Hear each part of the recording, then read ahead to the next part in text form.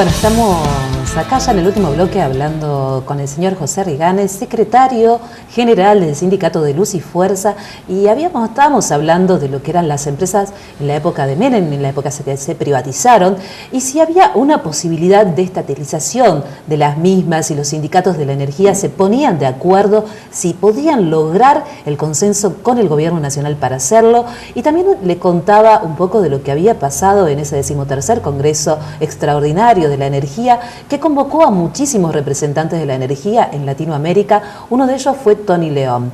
José, hablamos con Tony León y le preguntamos su parecer de qué pensaba de los monopolios en Argentina y qué es lo que opinaban desde Venezuela todavía. Y esto nos decía, opinamos juntos el tape, ¿te parece la nota? Bueno, a ver si ponemos en... Tony, un gusto tenerlo en Argentina, en Mar del Plata sobre todo, y en este congreso, 13º Congreso Nacional que se hace acá en Argentina con respecto a lo que es los trabajadores de la energía, del petróleo, de la energía eléctrica en esta localidad y en el Sindicato Luz y Fuerza. Díganos exactamente usted que el día de hoy que lo convocó esto y cómo va a ser partícipe de este congreso. Mira, ya se ha convertido como que en una rutina, particularmente para los trabajadores venezolanos, y en particular para mí. Soy un asiduo asistente a los eventos. En los últimos años he estado presente en los congresos de la FETERA, pues nos une un gran vínculo con los compañeros de la energía de la Argentina, de la FETERA, Luz y Fuerza, los camaradas José Riganes, Gabriel Portillo, entre otros, los compañeros.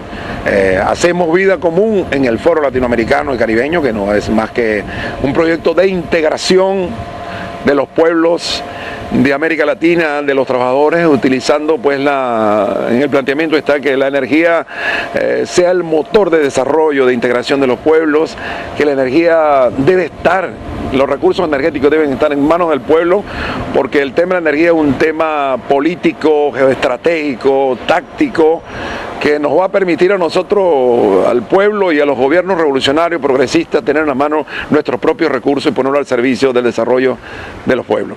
En Venezuela fue un gran cambio desde la asunción del presidente Chávez en cuestión de energía y justamente más en petróleo. Hoy por hoy, ¿cómo ven la situación actual? Si se ha quebrado algo o siguen trabajando igual o van a trabajar muchísimo mejor para ello. Mira, el fallecimiento hoy con mucha tristeza, con profunda tristeza, dolor, la partida del comandante presidente, líder fundamental del proceso revolucionario venezolano y del proceso de construcción del socialismo en el mundo.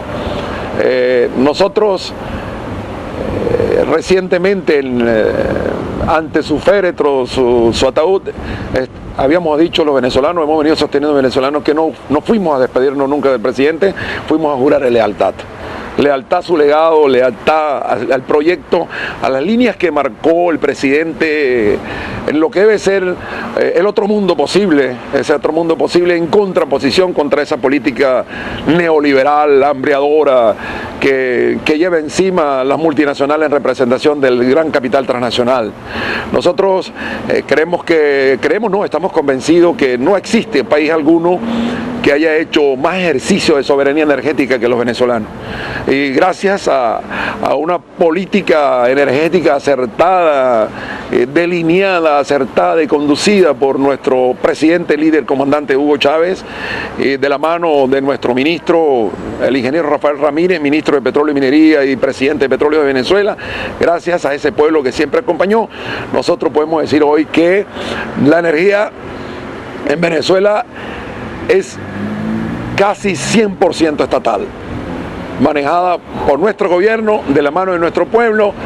En el petróleo hemos derrotado la política de saqueo de las multinacionales a partir de la llegada del presidente Chávez con una nueva constitución en el 99, a partir de ahí se crearon nuevas leyes en hidrocarburos particularmente.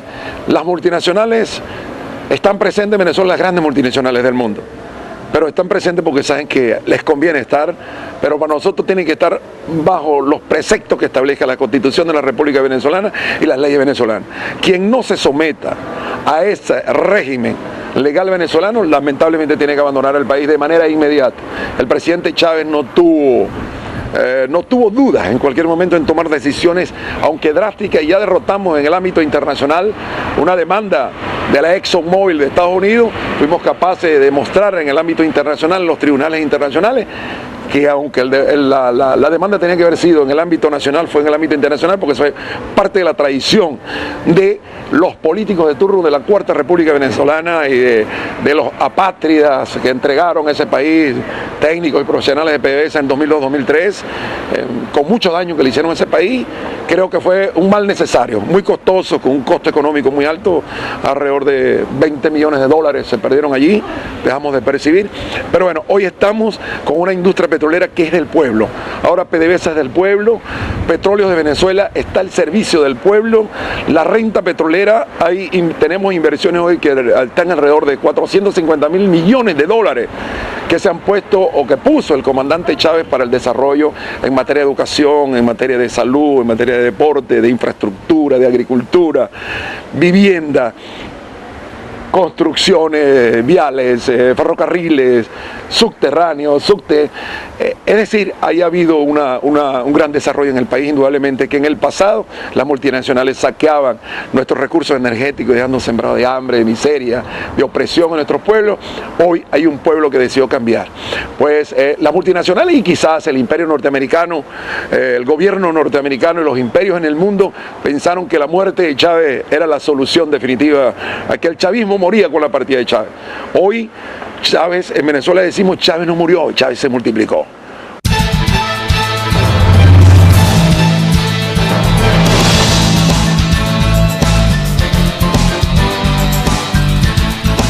Estas eran las palabras de Tony León, que hablaba del 100% de la energía estatal en manos del Estado, hablaba de que las multinacionales habían sumido a la pobreza al pueblo.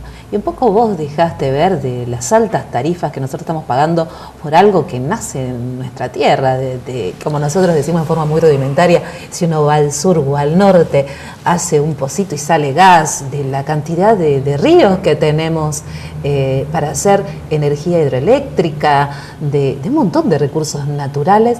¿Por qué pagamos tanto por la energía y la necesidad de estatizarla? ¿Por qué no se da desde este gobierno? Si tanto habla desde los privados, les habla a los monopolios, ¿por qué todavía se siguen con estos monopolios?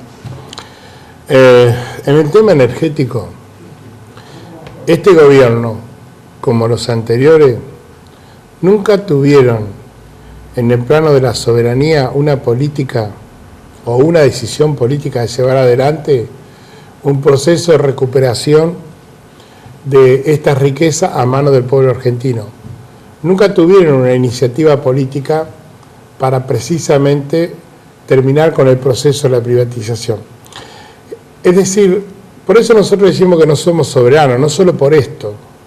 Por eso nosotros decimos que la mejor manera de terminar con la crisis energética en Argentina es que nosotros tengamos una política y una iniciativa política para recuperar ese patrimonio a manos del pueblo argentino. Lo cierto y lo concreto es que la energía tiene un valor estratégico. A ver, hagamos una comparación. Siempre miramos a Europa o a Estados Unidos. ¿Qué hace Estados Unidos? Primero, es capaz de invadir, es capaz de desestabilizar un gobierno, es capaz de generar guerras, con tal de apropiarse de una energía que no tiene. Caso del petróleo, caso del gas. Ahora, ¿por qué nosotros no defendemos lo nuestro en el campo energético o no lo hemos defendido? Por ejemplo, teníamos reserva de gas para 30 años y ahora no nos queda nada más que 8 años. Teníamos reserva de petróleo descubierto por las empresas estatales para alrededor de 18 a 20 años. Hoy no superamos los 7 años. Éramos un país ni gasífero ni petrolífero, pero teníamos gas y petróleo. Sin embargo, ahora estamos obligados a importar por miles de millones de dólares o por miles de millones de pesos energía. Gas en primer lugar, el 25% del gas natural que necesita la Argentina lo tiene que importar generalmente del Medio Oriente.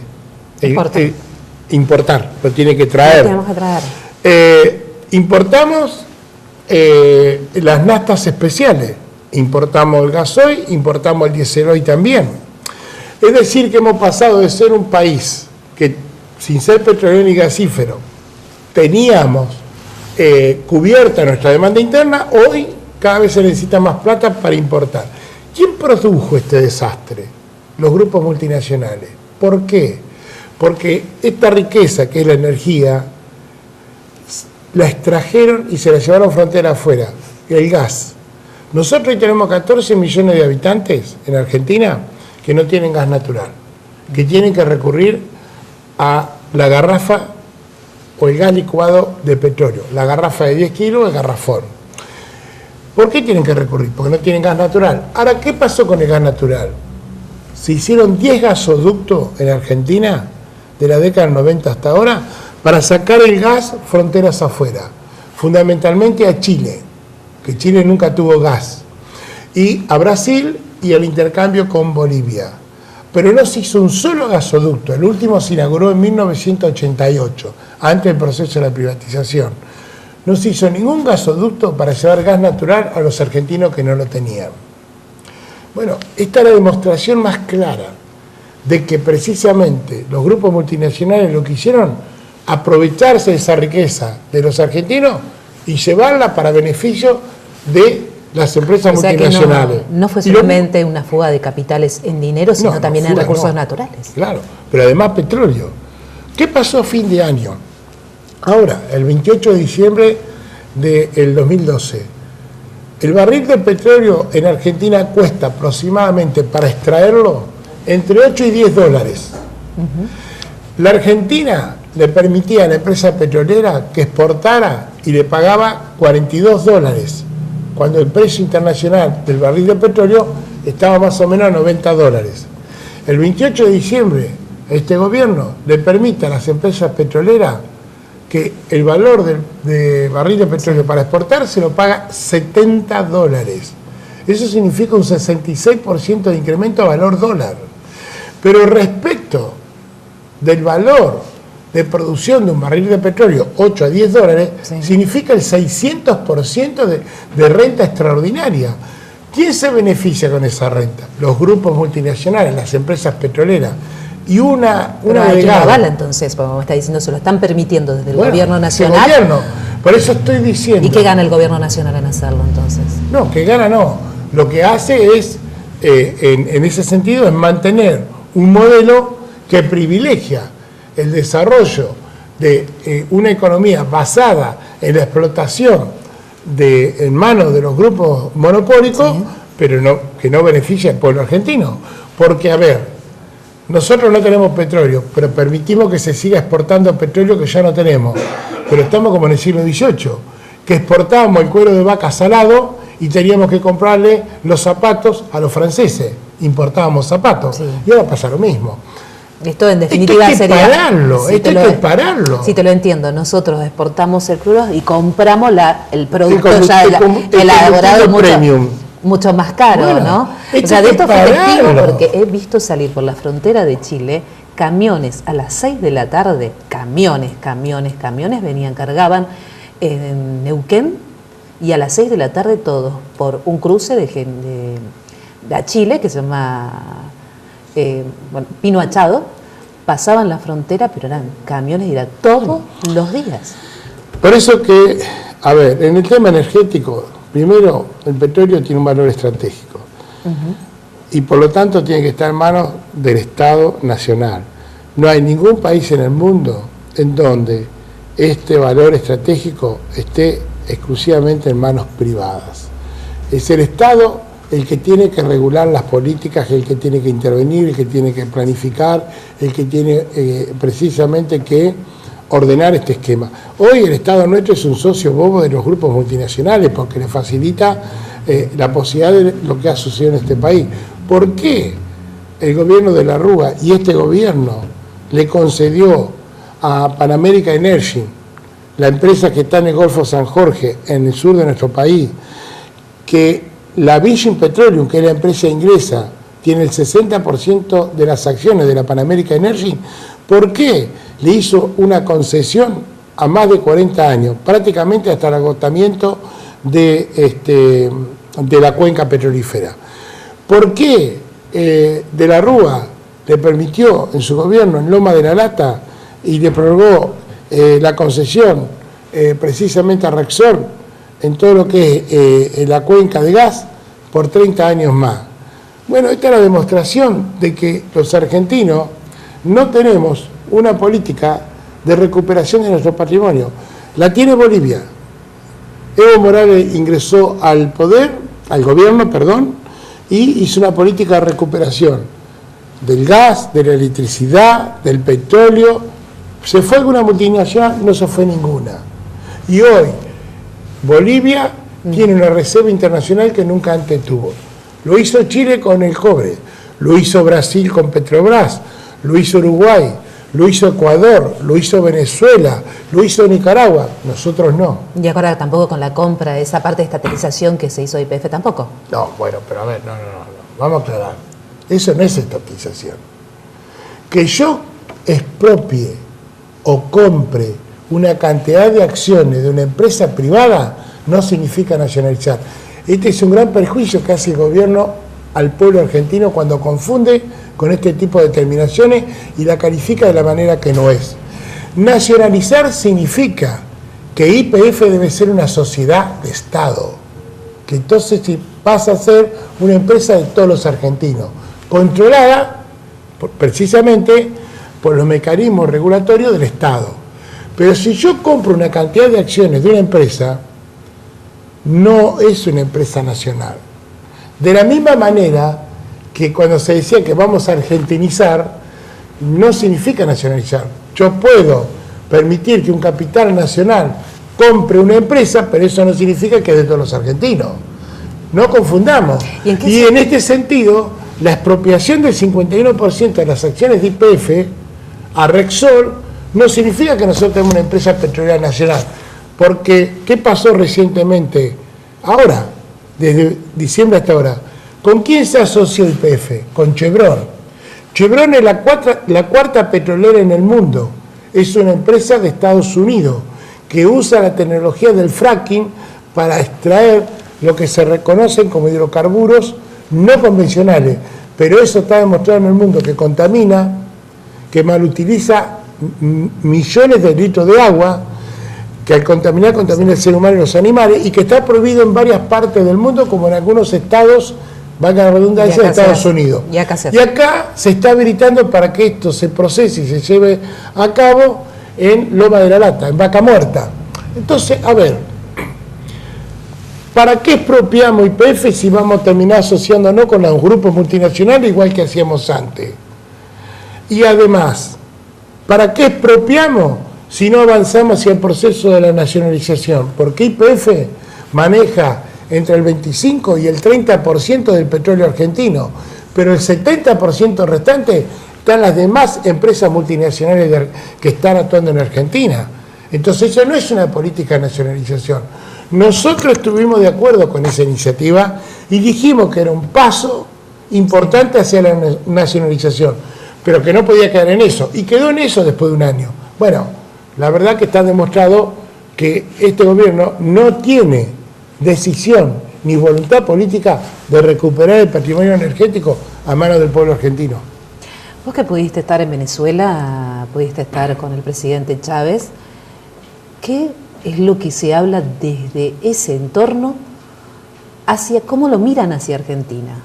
Porque Tony León acá nos salió una parte de la nota, porque era muy extensa, en el cual nosotros le preguntamos justamente este mismo tema de los monopolios y qué pensaba, y lo que dejó ver es como, textuales palabras, lo hemos pasado un montón de veces a esta nota, que Cristina tenía doble discurso.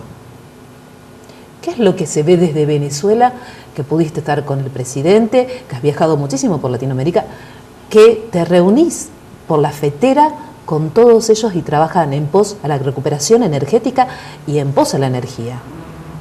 Primero, me gustaría decir esto. Yo digo que los argentinos tenemos una asignatura pendiente, que tenemos que recuperar el patrimonio nacional energético a mano del pueblo argentino. ¿Por qué? Porque yo creo que a los argentinos, en términos generales, a los sectores populares, movimiento obrero, les gustaría formar parte de los procesos que se viven en América Latina, sobre todo en el sur de América Latina, que son los procesos de los pueblos movilizados, como los que recién mencioné. Sí. Pero no formamos parte de eso porque no tenemos una política soberana, y por eso yo al principio decía que no somos soberanos, que debemos recuperar la soberanía y después defender esa soberanía popular. Y que eso lo que nos lleva a una democracia de carácter participativa, no de esta democracia formal y que por momentos se comporta como una democradura porque lo que dan es palo, represión. Entonces, nosotros para poder cumplir con esa asignatura pendiente necesitamos recuperar ese patrimonio nacional a manos del pueblo. De esa manera, cuando nuestra representación del Poder Ejecutivo, sea quien sea, y el gobierno que esté, o la administración que esté, va a terminar representando en serio los intereses de los argentinos, porque ahora, cada vez que se reúnen para discutir los temas energéticos, es el único país que no tiene una empresa nacional, que termina representando los intereses de los grupos económicos multinacionales. Esencialmente, hasta el año pasado fue Repsol.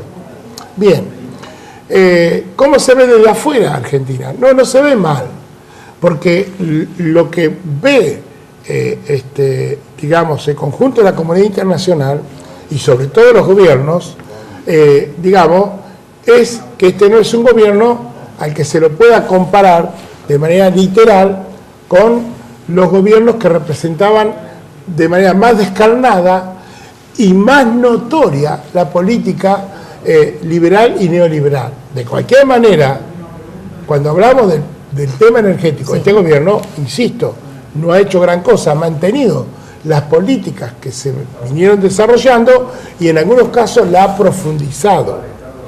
Por eso yo digo que este gobierno, como todos los gobiernos, han hecho cosas buenas, han hecho cosas regulares y no han hecho determinadas cosas. Y esto, ¿qué significa? Que en el haber de no haber hecho cosas está esto de la recuperación del patrimonio energético a manos del pueblo.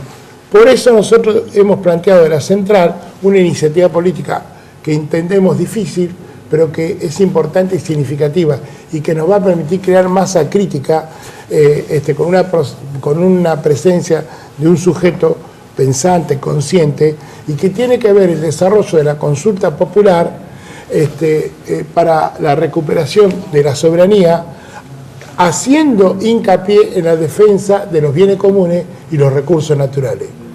El pueblo argentino ha generado resistencia contra todas las políticas de la megaminería, de la contaminación, de los agrotóxicos, de la soja y así de seguido.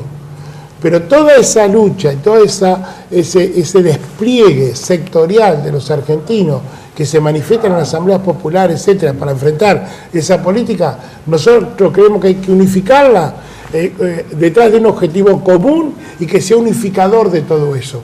Y nos parece que ese objetivo unificador es la defensa, la recuperación y la defensa de la soberanía popular. José, por último, nos habías dicho que en promedio 10 años de reservas energéticas, promediando entre petróleo y demás fuentes. ¿Cómo nos ves de acá a 10 años? Si esto continúa. Si esto continúa, muy complicado, cada vez más complicado. Porque hay una demostración clara. Este gobierno, en un plano de contradicción, ha tenido que desarrollar políticas de subsidio que nosotros no hemos acompañado, hemos criticado. ¿Por qué tuvo que desarrollar una política de subsidio? Porque los grupos multinacionales en el campo de la energía no han hecho ningún tipo de inversión. Y por lo tanto, se ha visto en la obligación el gobierno, el Estado, en hacer las inversiones. O sea, nosotros hemos tenido que poner dinero para hacer aquellas cosas que los grupos multinacionales no hacen. Ejemplo, Santa Clara, energía eléctrica. No hay continuidad ni hay seguridad del servicio eléctrico de distribución. Este servicio eléctrico se corta por 10, por 14, por 12 horas de manera continuada. Eso significa que es un servicio eléctrico que no está a la altura de las circunstancias y la necesidad de la gente. Sin embargo, se cobra muy bien.